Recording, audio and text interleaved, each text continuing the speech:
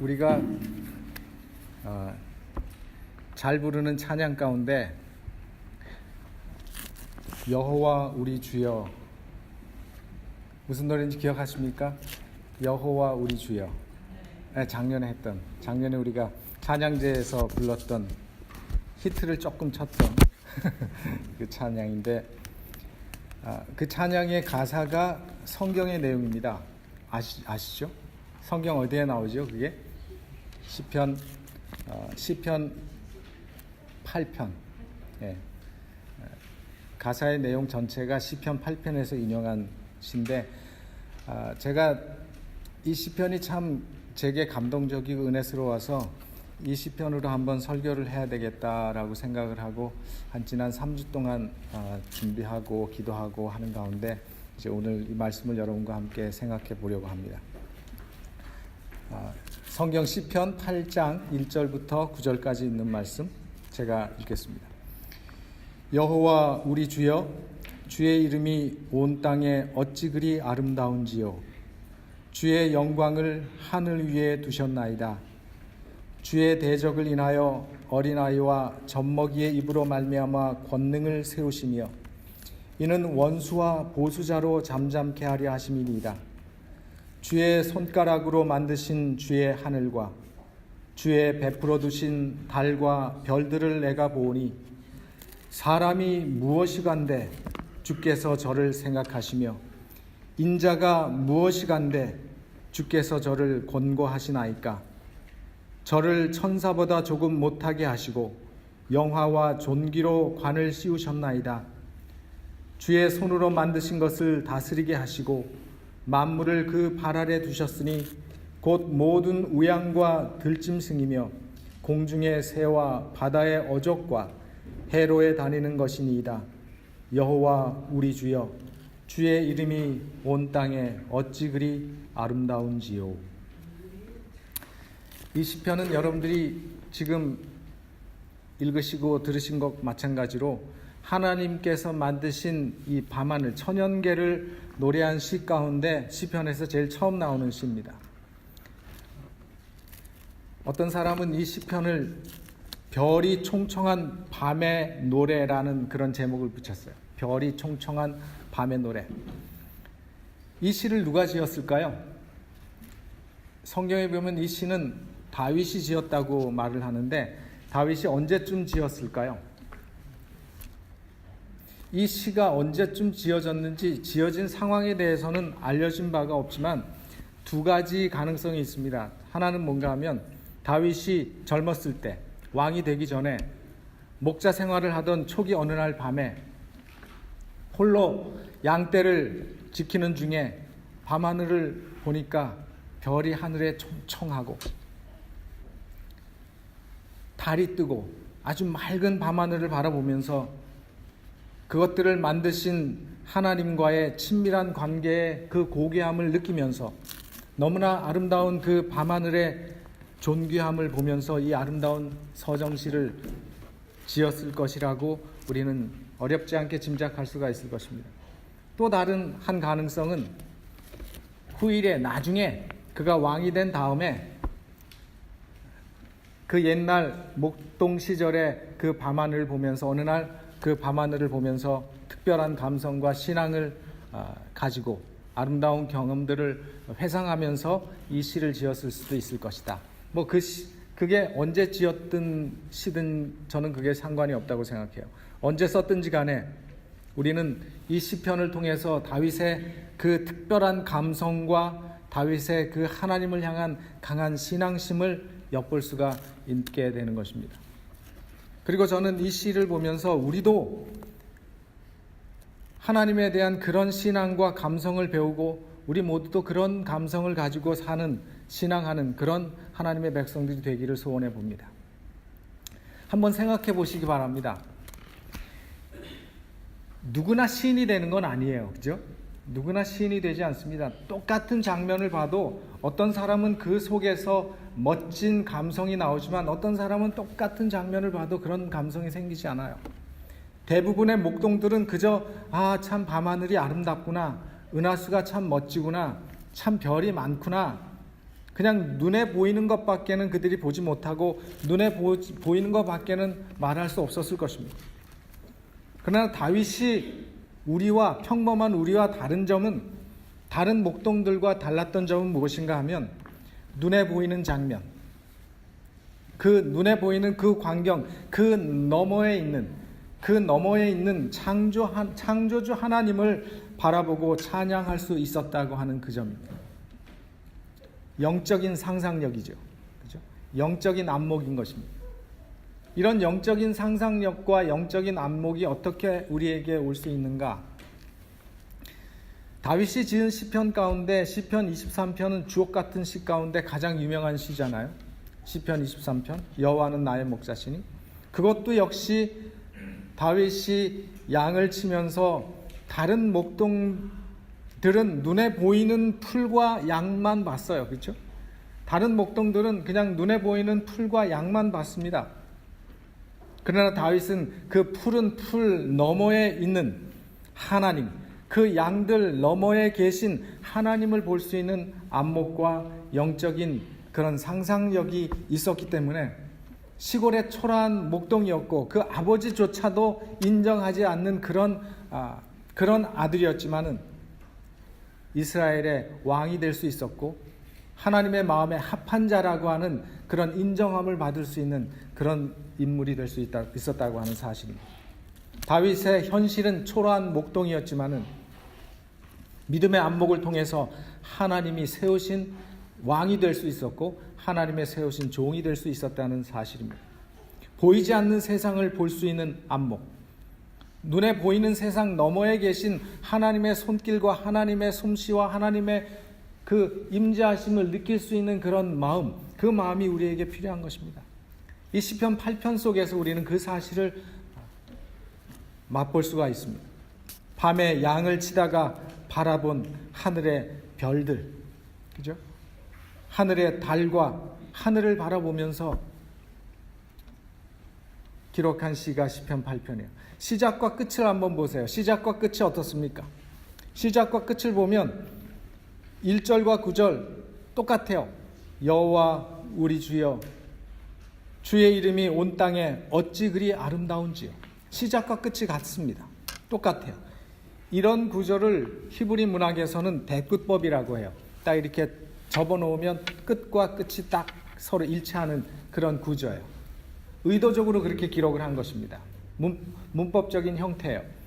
근데 왜 이런 히브리 문학에서는 이런 대끝법이 굉장히 자주 등장하는데 처음과 끝에 나오는 주제가 똑같아요. 그죠? 똑같은 말이죠. 여호와 우리 주여, 주의 이름이 온 땅에 어찌 그리 아름다운지요. 그리고 그 가운데 그 안에는 바로 이 주제를 보충하고 설명하는 내용들이 나오는 그런 구조입니다. 처음과 끝이 똑같고. 그리고 이런 구조에서는 어느 구절이 제일 핵심인가 하면 그 중앙에 있는 구절이 제일 핵심적인 내용. 그러면 우리가 이 말씀을 한 번 더 깊이 좀 생각을 해보겠습니다. 1절과 2절에 여호와 우리 주여, 주의 이름이 온 땅에 어찌 그리 아름다운지요. 주의 영광을 하늘 위에 두셨나이다. 주의 대적을 인하여 어린아이와 젖먹이의 입으로 말미암아 권능을 세우시며 이는 원수와 보수자로 잠잠케 하려 하심이니이다. 이 말씀을 보면서 여호와 우리 주여, 여호와 우리 주여, 이게 자꾸 생각이 나죠. 근데 우리는 내 집이야 이런 말보다는 우리는 어떻게 합니까? 우리 한국 사람들 여기가 우리 집이야 그러잖아요. 내 엄마야 그렇게 얘기 안 하고 우리는 우리 엄마야, 우리 아버지야 그렇게 얘기하죠. 우리 한국 사람들한테는 나라고 하는 개인적인 말보다는 우리라고 하는 말이 훨씬 더 우리 말 속에는 일반적이고 우리한테는 친밀하고 더 가까워요. 그런데 서양 사람들은, 특히 미국 사람들은 우리 엄마야 라고 안 하잖아요. This is my mother, my father 그렇게 얘기하잖아요. This is my house, 그죠? 우리 집이라고 얘기 안 하고 내 집이라고 얘기하죠. 우리라는 말보다는 나라고 하는 개인적인 표현이 서양 사람들에게는 더 일반적입니다. 근데 왜 다윗이 여기에 여호와 나의 주여라고 했으면 좀 더 친밀할 것 같은데 왜 나의 주여라고 하는 좀 개인적인 하나님으로 묘사하지 못했을까? 제가 이 말씀을 가만히 생각하고 묵상하는 가운데 그 우주의 광대함 속에서, 그 광대함 앞에서, 하늘의 그 위대한 크기 앞에서 하나님의 그 크심을 생각할 때, 하나님의 그 크심을 위대함을 생각할 때 감히 그 하나님을 내 하나님이라고 한정할 수가 없었던 것 같아요.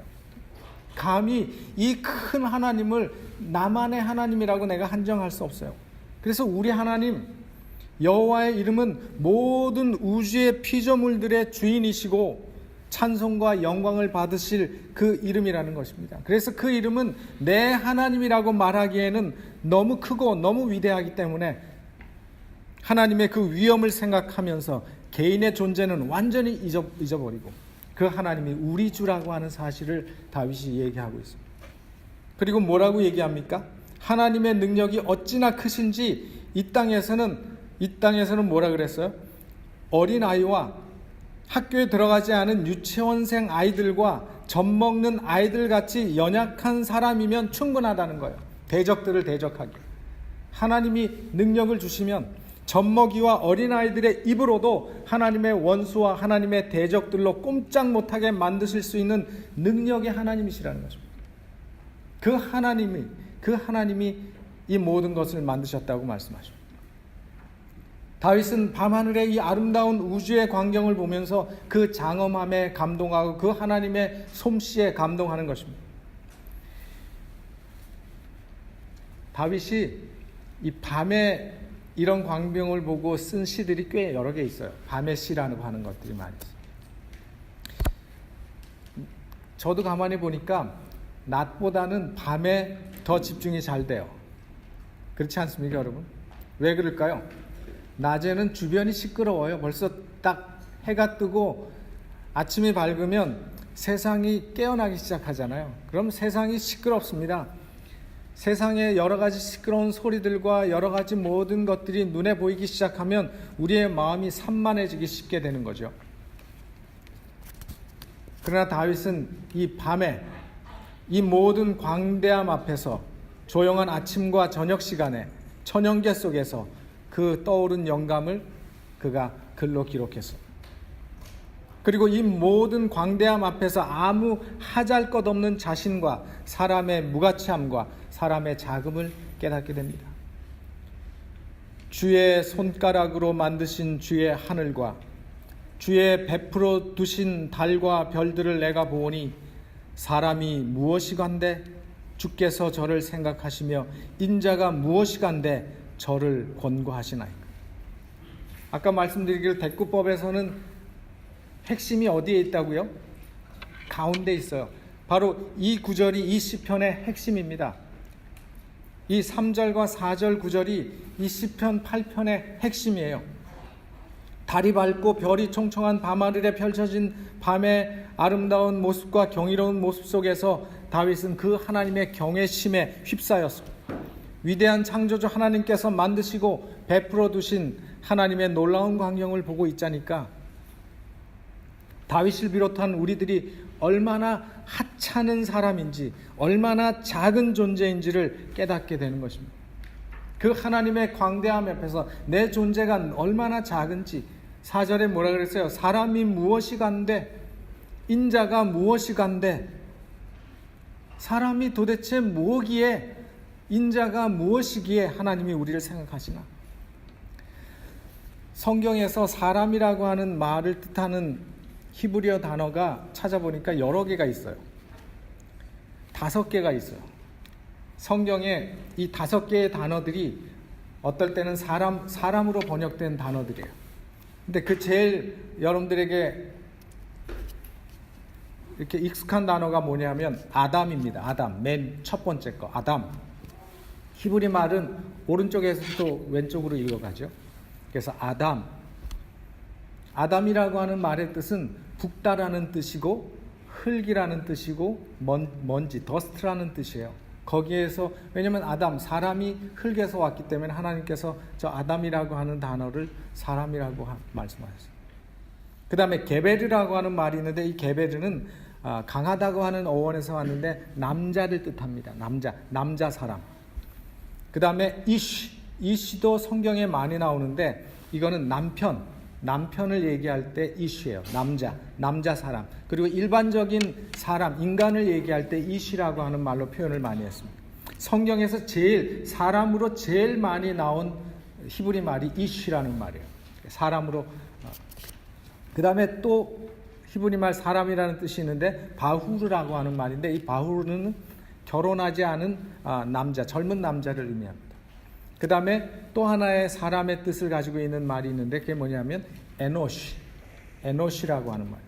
이 에노시라고 하는 말은 우리 사람의 나약하고 연약하고 유한함을 나타내는 그런 사람이에요. 우리 사람은 아주 나약하고 유한한 존재라고 하는, 그래서 그 어원을 이렇게 찾아가면 불치병을 앓고 있는 존재예요. 그러니까 더더욱 살 수 없고 희망이 없는 존재예요. 에노시라고 하는 말의 의미는 우리 사람은 희망이 없는 존재라는 것입니다. 그 사람을 뜻하는 말이 히브리 말이 에노시라고 하는 뜻이에요. 이 5개의 단어 중에서 이 시편 8편에는 어느 단어가 쓰여졌을까요, 여러분? 5개의 단어 중에서 어느 게 쓰여졌을까요? 에노시예요. 에노시. 제일 마지막 거, 첫 번째 거하고 제일 마지막 게 쓰였어요. 시편 103편 15절에 인생은 그 날이 풀과 같으며 그 영화가 들의 꽃과 같도다 할 때 인생이 뭐냐면 바로 에노시예요. 시편 8편에 쓰여진 사람하고 똑같아요. 야고보서 4장 14절 내일 일을 너희가 알지 못하는도다. 너희 생명이 무엇이뇨 너희는 잠깐 보이다가 없어지는 안개니라. 우리는 그런 존재라는 것입니다. 그리고 4절의 인자는 히브리어로 2 단어가 합성된 단어예요. 인자라고 하는 말은 그게 뭐냐면 벤 아담이라고 하는 말이에요. 벤 아담. 벤이라고 하는 말과 아담이라고 하는 말이 합쳐져서 인자가 됐어요. 벤이라고 하는 말은 무슨 뜻인가 하면 자손, 아들이라는 뜻이에요. 그러니까 벤 아담이니까 아담의 자손이죠. 그 말은 뭐냐면 사람의 자손이라는 거예요.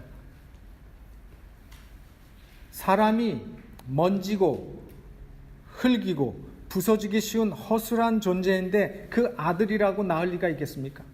그죠? 그러니까 이 인자라고 하는 표현은 뭔가 하면 금방 사라지는 안개와 같은 존재라는 것입니다. 아무렇게도 짓밟히고 뽑혀 나갈 수 있는 풀과 같은 존재가 우리라는 것입니다. 우리는 먼지처럼 바람만 불면 날아가 버리고 흙처럼 부서져 버리기 쉬운 그런 허술한 존재라는 것입니다. 안개 같고 풀 같고 질그릇 같은 존재인데 우리가 뭐 좀 꾸미고 뭐 좀 장식한다고 달라지는 게 있겠어요? 우리의 존재 자체가 그런데, 우리의 근본이 그런데, 돼지 코에 금고리를 달아도, 잠언에 그 말씀이 있잖아요. 돼지 코에 금고리를 달아도 돼지는 돼지예요. 돼지가 변하는 것이 아닙니다. 여기까지 우리가 이 말씀을 보면 우리에게는 실망이에요. 낙담이고 우울해집니다. 그러나 시편 기자 다윗은 여기서 끝나지 않아요. 뭐라고 말씀하셨는가 하면 사람이 무엇이 간데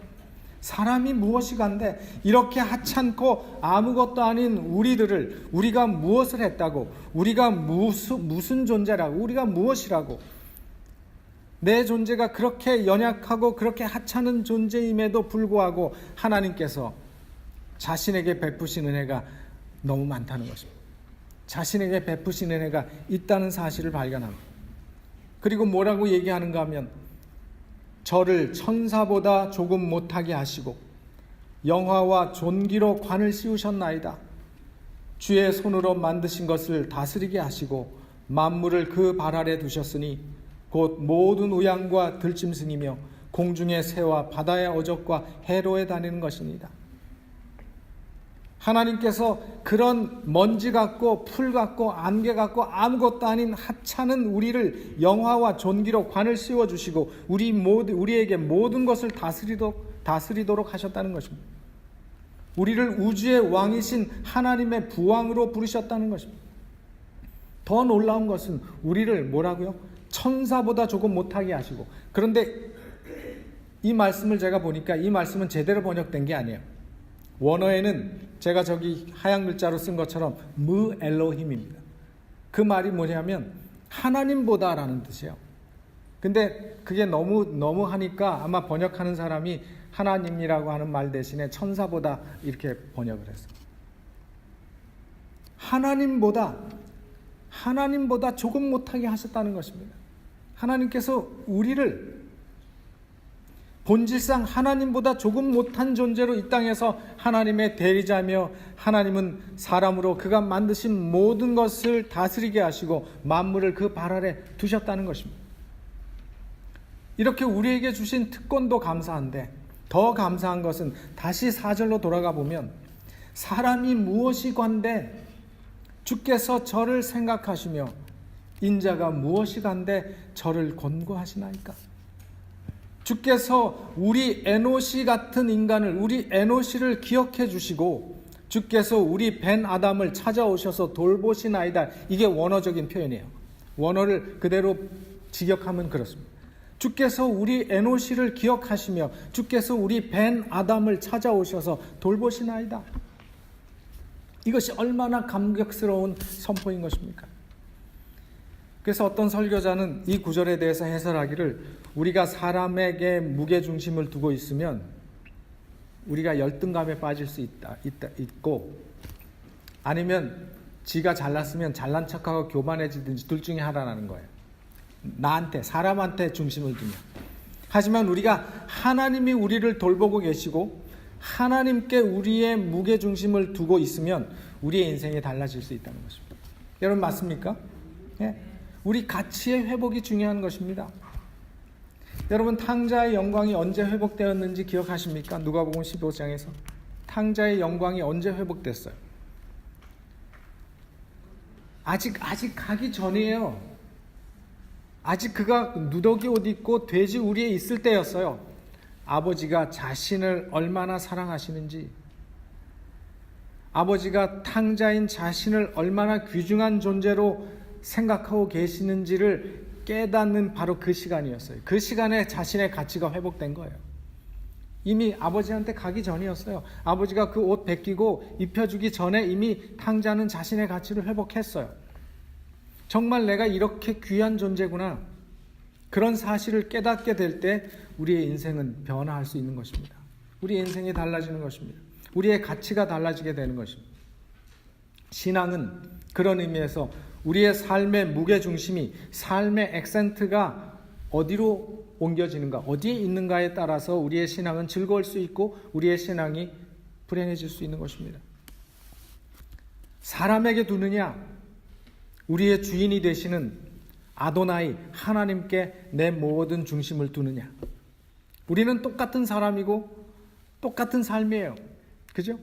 그렇지만 달라진 것 하나도 없고 변한 거 하나도 없지만 우주의 창조주 하나님께서 나에게 관심을 보이시고 나를 기억해 주시고 나를 보살펴 주시고 계신다는 사실을 깨닫게 될 때 내 가치는 달라지는 것입니다. 이런 하나님이 나를 기억해 주고 계시는 인생인 것을 깨닫는 순간 우리의 인생은 달라질 수 있어요.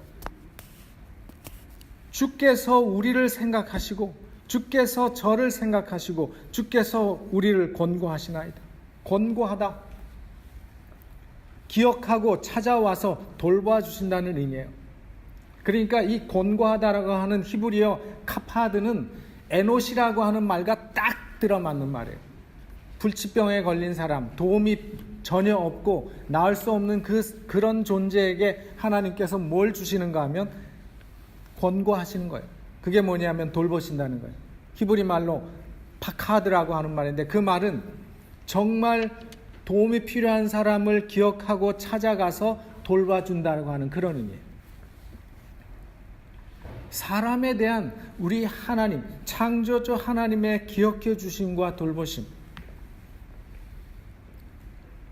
그것을 우리가 깨닫게 될 때 우리를 향해서 나타내신 하나님의 은혜와 그분의 사랑과 그분의 호의와 그분의 배려와 그분의 긍휼, 하나님께서 그것을 에노시 같은 우리에게 그것들을 베풀어 주신다고 말씀하십니다. 사람이 무엇이 간데 온 우주를 돌보셔야 하는 그 무한하신 하나님이 무슨 까닭에 그 유한한 인간을 생각하시는 걸까? 그 우주의 광대한 우주를 운행하시는 그 위대하신 하나님께서, 그 크신 분이 왜 사람을 이 땅의 부왕으로 삼아서 그를 영예롭게 하셨을까? 그럼 그것이 다윗이 질문하고 있는 질문입니다. 내가 뭐라고 주께서 나를 돌봐주시고 나를 알아주시고, 다윗이 그것을 깨달았기 때문에 그 마음이 감격한 거예요. 그것을 깨달았기 때문에 다윗이 하나님께 온 평생을 드리고 하나님께 그 자신을 드릴 수밖에 없었어요. 하나님의 은혜에 대한 감격인 것입니다. 우리를 살리기 위해서 당신의 생명을 주실 만큼 사랑하신 십자가의 사랑을 깨닫게 될 때 우리에게 오는 감격인 것입니다. 이번 주가 오늘이 패스오버예요. 유대인의 절기로 오늘이. 그리고 기독교는 이제 내일이 부활절입니다. 우리는 이 예수님의 십자가의 희생을 생각하는 이 시즌에 다시 한번 우리를 사랑하시는 하나님의 은혜와 사랑에 대한 우리의 감격을 잃어버리지 말게 되시길 바랍니다. 그 감격을 잃어버리면 우리의 신앙에 힘이 없어집니다.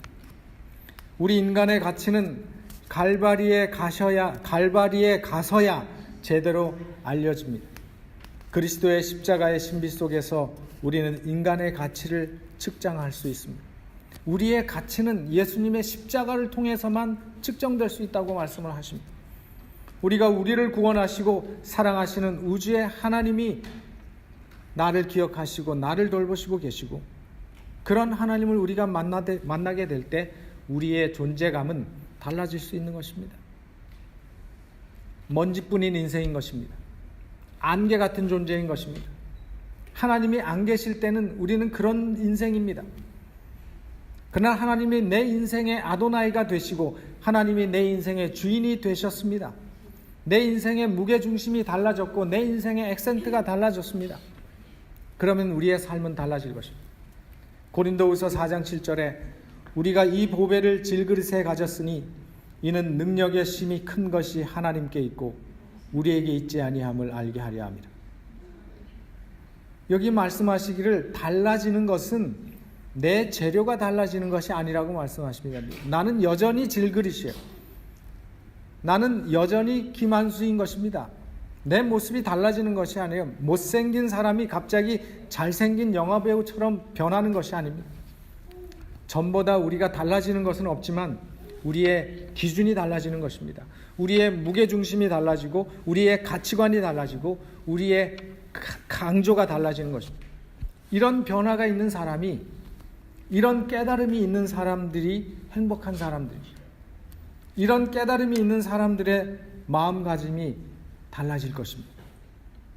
이런 순수하고 흠없는 신앙의 마음은 우리의 영혼을 새롭게 할 것입니다.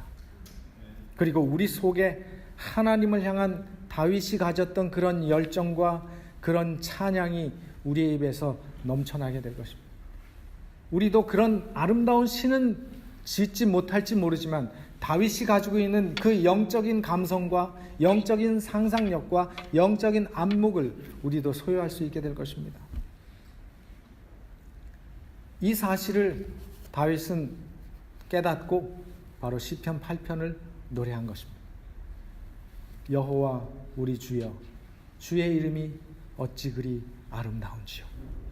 우리도 이렇게 우리의 평생을 통해서 하나님을 찬양하시는 저와 여러분 되시기를 간절히 바라면서 말씀을 마치겠습니다. 아멘.